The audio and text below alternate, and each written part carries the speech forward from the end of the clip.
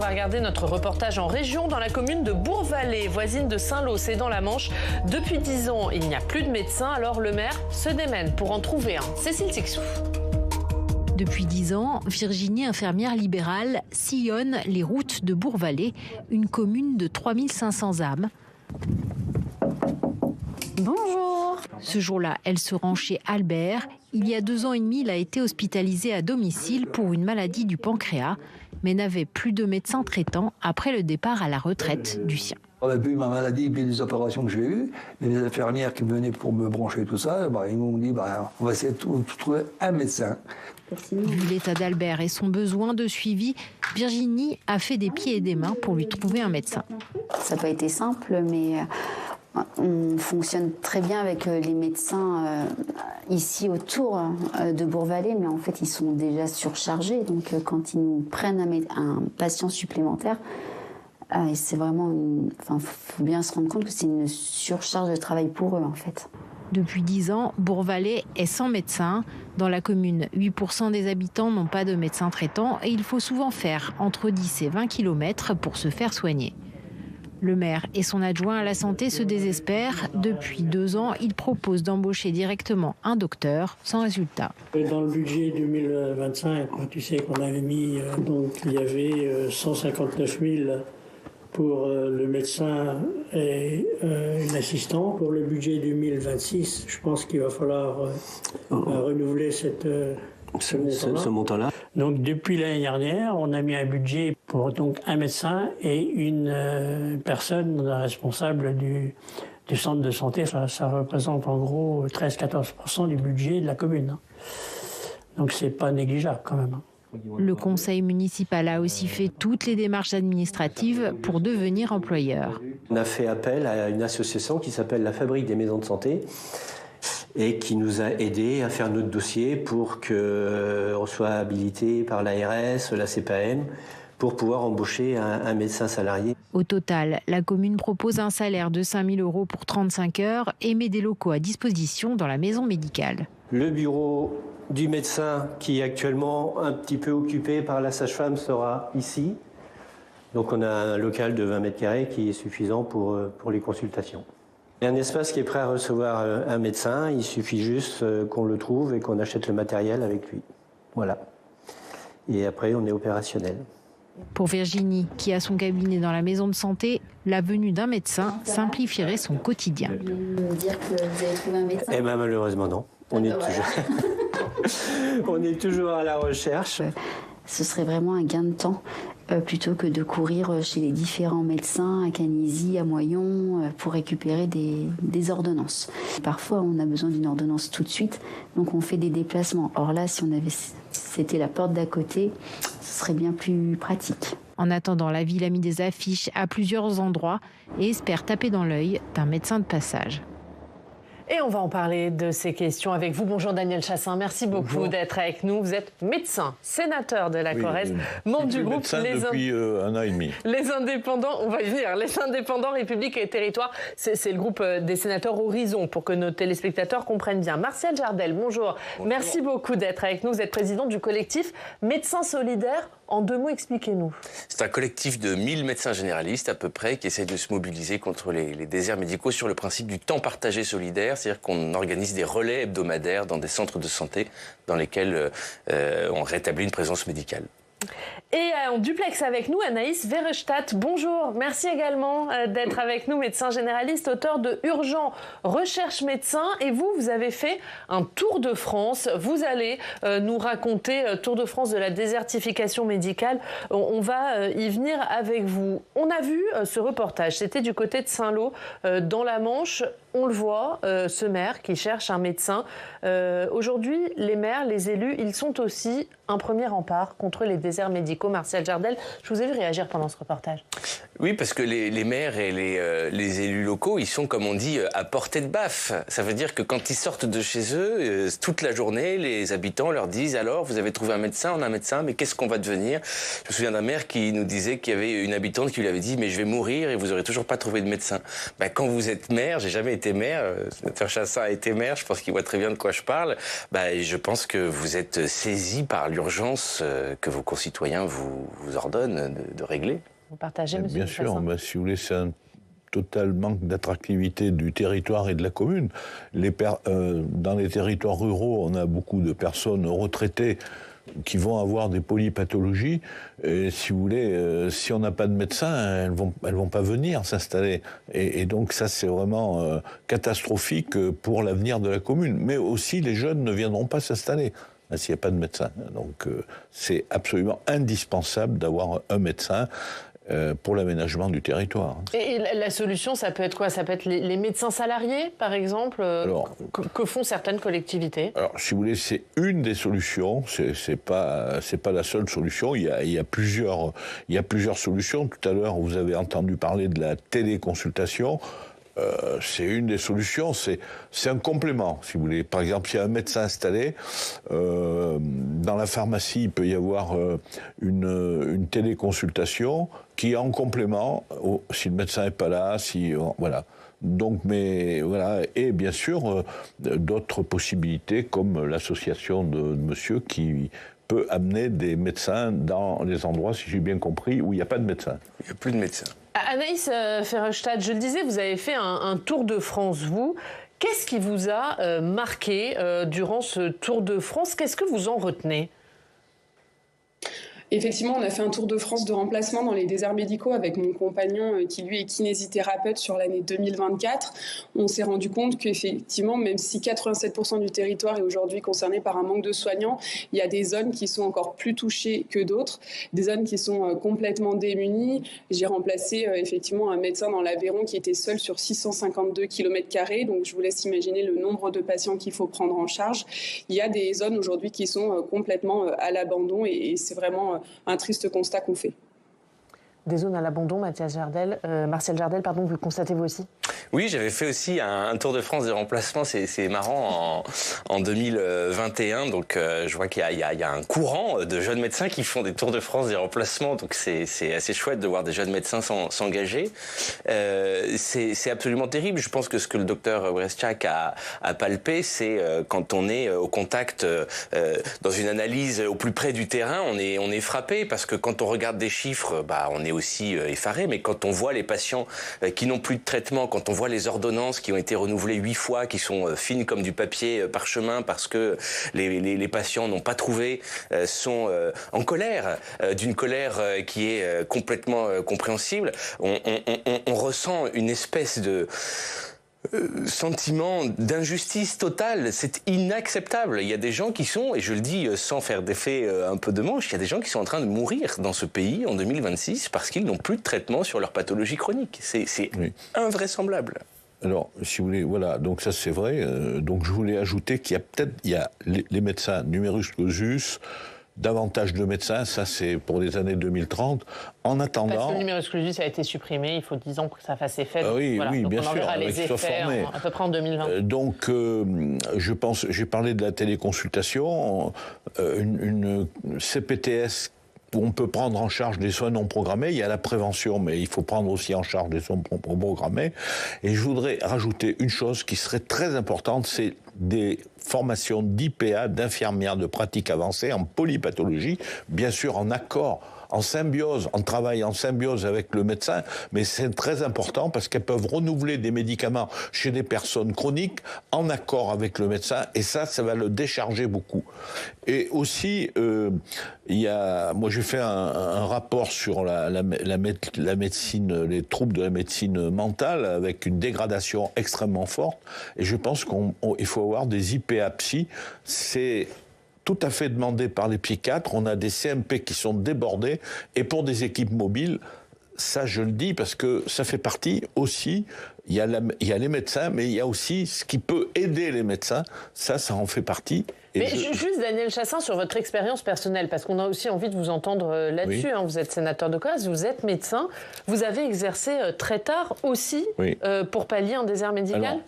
Alors, bien sûr, on était 3 médecins, donc finalement, au bout du bout, je suis resté tout seul en étant sénateur, et je pouvais travailler parce que j'avais un médecin retraité de Seillac qui m'aidait et qui venait 1 ou 2 jours par semaine. Et donc je le remercie beaucoup parce qu'on a pu comme ça maintenir, parce que je savais qu'il y avait un jeune médecin qui allait s'installer, mais 6 mois après, si vous voulez, ou 8 mois après. Et donc j'étais obligé de tenir jusque-là. Je voulais rajouter une chose sur les pharmacies quand même. Les pharmacies, c'est... Non, on ne peut pas. Oui, non, si, allez-y. Non, je voulais juste dire que les pharmacies ont eu des améliorations pour les vaccins, pour traiter la cystite, pour les angines, mais il y a des préconisations. Par exemple, là, ça a été dit, des gens n'ont plus de traitement. Mais peut-être que les pharmaciens pourraient renouveler un peu plus les traitements et surtout surveiller la tension artérielle, par exemple. Mais ils ne sont pas payés, c'est gratuit. Donc il faudrait qu'il y ait un petit financement. On a, par exemple, des prescriptions d'antibiotiques pour quelqu'un qui a une rage de dents. Le week-end, il ne trouve pas de médecin. Le pharmacien, lui, c'est les médicaments qu'il faut lui donner, puisqu'il en a déjà pris, mais il ne peut pas les donner. Ouais. Donc si vous voulez, désengorger les médecins généralistes. Bien sûr, à partir du moment où il n'y a pas... S'il y a des médecins, il n'y a pas de problème. Vous avez aussi la maladie de Lyme. S'il n'y a pas de médecin, il faut que le pharmacien, par exemple, puisse prescrire. Bien sûr, le médecin doit être informé de tout ça. Il y a le dossier médical partagé. Et il faut savoir que les pharmacies rurales, c'est des derniers, si vous voulez, qui ferment parce qu'elles ne sont pas assez rentables. Il faudrait les aider parce que dans ce secteur, des fois, il n'y a pas de médecin et ils jouent un rôle important. Martial Jardel, vous êtes, vous, médecin généraliste. Déjà, est-ce que c'est une solution ? Et vous, qu'est-ce qui a fait que la désertification médicale est devenue votre combat ? Parce que tout ce dont parle le docteur Chassaing, je suis absolument d'accord avec tout, mais tout ça, c'est des politiques de moyen terme, voire long terme, le temps que ça se mette en place, que ces gens se forment, que ça s'articule avec les territoires, etc., que ça se déploie. Et la question qui nous obsède, c'est mais qu'est-ce qu'on fait maintenant ? Le mois prochain, dans 2 mois, dans 6 mois, des politiques de court terme. Et là, moi, je sais pas, on pourrait en discuter peut-être longtemps, mais la seule solution que je vois, c'est un peu ce qu'on propose, c'est-à-dire de dire, puisqu'on peut pas demander beaucoup à peu de médecins, faut qu'on demande peu à beaucoup de médecins et qu'il y ait un mouvement massif de médecins qui viennent contribuer en venant une semaine, si tant est qu'on arrive à organiser ce relais. Et c'est ce qu'on fait avec Médecins Solidaires depuis 3 ans. Depuis 3 ans, on a ouvert 12 centres de santé. On a eu un médecin toutes les semaines dans tous nos centres de santé. Donc on a trouvé un modèle. On a touché quelque chose de juste qui plaît aux médecins. Leur volonté de soigner, elle est intacte. Il faut simplement canaliser cette énergie médicale pour la concentrer au bon endroit. Et je suis convaincu qu'on pourrait, et vraiment, s'il y avait quelque chose de massif en termes de financement, de recrutement sur ce type de modèle, on pourrait vraiment réussir à avoir une politique de court terme efficace et soigner les gens qui en ont besoin maintenant. Et d'autant, Anaïs Verhofstadt, que vous, la leçon que vous tirez aussi de votre Tour de France, c'est que finalement, les Français, certains Français, ils ont appris à faire avec les déserts médicaux. Ils font avec, au détriment souvent de leur santé. Oui, c'est tout à fait ça, et j'aimerais rajouter en complémentarité de ce qui a déjà été dit, qu'il y a une autre solution qui n'est pas aujourd'hui exploitée, c'est le fait de faire appel justement aux jeunes médecins qui sont diplômés. Moi, j'avais contacté l'ancien ministre de la Santé pour lui faire la proposition de maintenir l'internat de médecine générale à 9 ans et demander aux jeunes médecins diplômés d'aller justement exercer X semaines dans l'année dans les déserts médicaux. Ça permettait de couper un peu la poire en deux avec la fin de la liberté d'installation. Demander justement un effort collectif dans cette même idée-là. C'est vrai que quand on est remplaçant, on a moins d'attaches, on peut facilement se déplacer, aller dans des régions parfois à 1 heure de chez nous, parfois plus loin, sachant que derrière, les collectivités proposent des logements souvent. Je pense qu'il y a aussi quelque chose de ce côté-là, plutôt que effectivement de voir que dans le long terme, parce qu'aujourd'hui, les gens ont besoin maintenant d'un médecin, ont besoin maintenant de pouvoir consulter. Alors, il y a une autre solution qui est mise sur la table et qui est dans le débat, c'est la question de la coercition, de contraindre les médecins à s'installer dans des zones sous-dotées. Est-ce que pour vous, c'est une solution, Daniel Chassaing ? Non, c'est pas une véritable solution. Il peut y avoir peut-être certaines contraintes. Par exemple, lorsqu'il y a, ça n'existe pas beaucoup, mais il peut y avoir des endroits où il y a trop de médecins. Et peut-être à ce moment-là, dans certains endroits, dans des centres-villes, peut-être ne pas conventionner des médecins, sauf quand il y en a un qui part en retraite, si vous voulez. ça pourrait être, c'est quand même une petite coercition. S'il y a un médecin qui part en retraite, il peut s'installer. Et s'il ne part pas en retraite, il ne peut pas s'installer. Alors on me dit, oui, de toute façon, il va s'installer à côté. Bon, alors, les docteurs juniors, il y en a 16 en Corrèze qui vont arriver, ils sont là pour 1 an. Bon, après, il faut voir, peut-être qu'il faudra un peu augmenter. Parce que, de toute façon, pas beaucoup augmenter, mais peut-être un petit peu augmenter. Mais d'abord, il faut voir comment ça va se mettre en place. Est-ce qu'après, il y aura encore des manques ? Je ne sais pas, c'est déjà pas mal. En Corrèze, 16 médecins de plus, c'est bien. Il faut que Mais il ne faut pas aller beaucoup plus loin dans la coercition. Pour vous, c'est moi, pas je crois que non, il ne faut pas aller trop loin parce que les médecins ne voudront pas s'installer, si vous voulez. Donc, il y aura quand même des problèmes. Ils prendront du salariat. Je pense qu'il ne faut pas aller plus loin. Peut-être au niveau des médecins juniors, peut-être un peu plus, mais 1 an, c'est déjà pas mal. Il faut voir ce qui va se passer après, c'est-à-dire avoir le ressenti de cette application, si vous voulez, au niveau local. Voilà. Mais je voudrais revenir sur ce qui actuellement est très important. On n'a pas d'IPA polypathologie et c'est au ministère d'inciter les doyens à former. Parce que si elles viennent en complément d'un médecin, eh bien le médecin va pas être débordé, si vous voulez. Parce que quand le médecin est débordé, il dit je m'en vais, parce que je peux plus y arriver. Donc c'est des choses qu'il faudrait faire tout de suite et donner davantage de possibilités aux pharmaciens. Par exemple, vous avez le diabète. Le diabète, s'il y a des infirmières, s'il y a de l'insuline, effectivement, il n'y a pas besoin du pharmacien. Mais il peut y avoir des gens qui sont en pathologie chronique, si vous voulez, c'est-à-dire qui ont des médicaments, mais qui n'ont pas de capteur et qui ne sont pas, si vous voulez, leur diabète n'est pas examiné tous les jours. Et je pense que les pharmaciens, dans ce moment-là, s'il n'y a pas d'infirmière et s'il n'y a pas de... ça serait bien, mais il faudrait que les pharmaciens aient une petite rémunération. Anaïs Verhofstadt, vous, dans votre tour de France et dans votre analyse, vous dites aussi qu'il ne faut pas forcément pointer du doigt les jeunes médecins qui ne veulent pas s'installer dans des zones sous-dotées parce que pendant vos études, vous n'êtes pas forcément confrontés à ça. Il y a quelque chose à revoir aussi autour de ça ? Au niveau de la formation médicale, effectivement, je pense qu'il y a tout un travail à faire. Faut savoir que la grande majorité de la formation est hospitalière, même quand on finit médecin généraliste. Et quand on a des stages en ambulatoire, donc des stages en cabinet médical, ça se fait souvent autour de la faculté ou dans des grandes villes. Du coup, je trouve que c'est quand même illusoire d'imaginer qu'un jour un médecin va pouvoir aller s'installer dans une zone sous-dotée s'il n'y a aucun moment de sa formation, il a eu l'occasion de tester le territoire. C'est pour ça que je pense qu'il faut pouvoir encourager le développement des stages dès les premières années d'études de médecine dans les zones sous-dotées, en zone rurale, en zone périurbaine, pour qu'on puisse justement être mis en confrontation avec ces territoires et se rendre compte aussi de la médecine dans ces zones-là.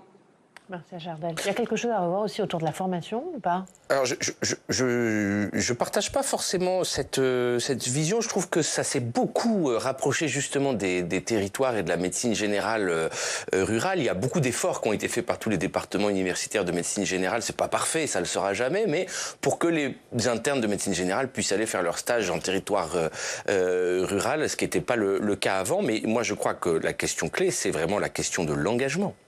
C'est-à-dire qu'on dit les jeunes médecins ne veulent pas s'installer. D'abord, il y en a qui veulent, et ceux-là, il faut les encourager, les féliciter, et c'est formidable, et tant mieux. Et puis, quand il n'y en a pas... Il faut les encourager, y compris financièrement ? Pas forcément. Pas forcément, puisqu'on a vu, et dans le dernier rapport de la Cour des comptes, que c'était beaucoup d'argent et peu de résultats. Et finalement, ceux qui veulent s'installer, c'est pas forcément l'argent qui les fait se concrétiser leur choix.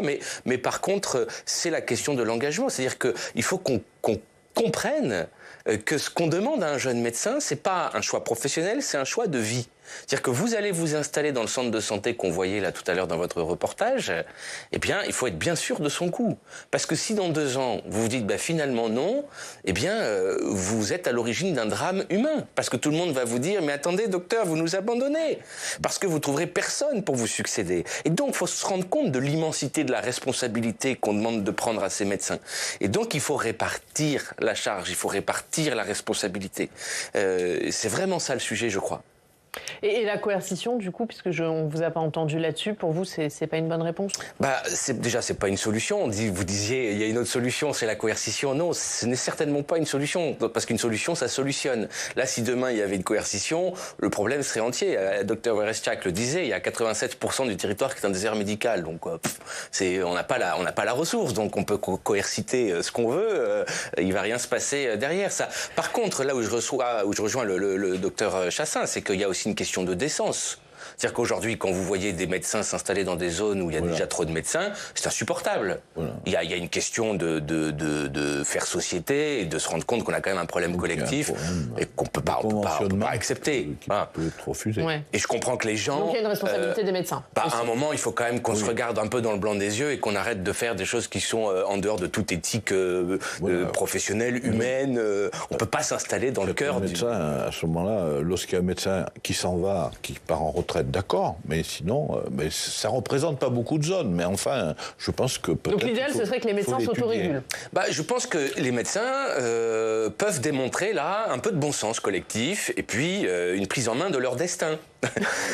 Pour ne pas continuer d'être dans les mêmes anathèmes qui produisent la même stérilité depuis des années et où on est en train de s'engouffrer de plus en plus dans ce problème. En fait, tous les gens qui sont responsables de la situation aujourd'hui ne sont plus en responsabilité. Hein. Donc, c'est plus le moment de pointer du doigt. Maintenant, c'est le moment de se mettre autour de la table et de dire collectivement, qu'est-ce qu'on fait pour essayer de minimiser les dégâts.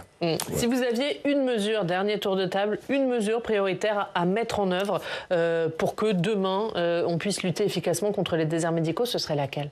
Je vous l'ai dit tout à l'heure, pour moi, c'est de mettre en place des IPA, polypathologie, bien sûr en accord avec les médecins, mais elles peuvent soulager le médecin et lui permettre de rester, même s'il est seul, parce que pour les renouvellements de maladies chroniques, de personnes qui n'ont pas de maladies aiguës, en synergie, en rapport avec le médecin, ça va l'aider beaucoup. Je pense que ça, c'est important. Martial Jardel. Moi, vous allez penser que je suis biaisé et que je ne suis pas objectif, mais je crois que si on finançait massivement des dispositifs de temps partagé et qu'on travaillait vraiment profondément là-dessus, on pourrait avoir une politique de court terme extrêmement efficace. Et Anaïs Verhofstadt ? Moi, ce serait la mise en place d'une plateforme par le ministère de la Santé pour mettre en relation les médecins remplaçants et les médecins installés, justement, afin de pouvoir bénéficier de tout ce pool de médecins qui, aujourd'hui, cherchent à travailler, qui a parfois du mal à trouver des remplacements, comme ça a été le cas pour nous lors de notre Tour de France. Merci à tous les trois. On espère que vos bonnes idées vont remonter. Merci beaucoup d'avoir été avec nous pour ce débat. Anaïs Verhofstadt, je reparle de votre livre Urgent, recherche médecin, c'est aux éditions Marabout. Merci beaucoup d'avoir été avec nous. Martial Jardel, votre collectif Médecins Solidaires. Merci aussi d'avoir participé à ce débat. Et Daniel Chassaing, médecin sénateur. Merci également. On va terminer juste par une initiative, une de plus, puisqu'on a beaucoup parlé de ces élus qui prennent des initiatives. C'est le cas à Vaux-en-Bugey, dans l'Ain, où le conseil municipal a voté pour l'installation d'une box médicale pour une durée de 4 ans. Les élus qui disent « Nous avons constaté que la population vieillit, nous n'avons pas de médecins. Si on veut pallier ce manque, il faut trouver une solution. » Alors la box ne remplace pas le médecin traitant. C'est un cabinet de téléconsultation aménagé, désinfecté à chaque passage, accessible 7 jours sur 7. Une téléconsultation augmentée avec des bornes équipées de 6 dispositifs connectés, thermomètre, tensiomètre, oxymètre, stéthoscope. Et c'est le médecin qui donne les directives aux patients. C'est une bonne idée ? Ils font comme ils peuvent. Ce sera le mot de la fin. Merci beaucoup. Merci à tous les trois. Merci à tous de nous avoir suivis. On se retrouve demain. Très bonne journée.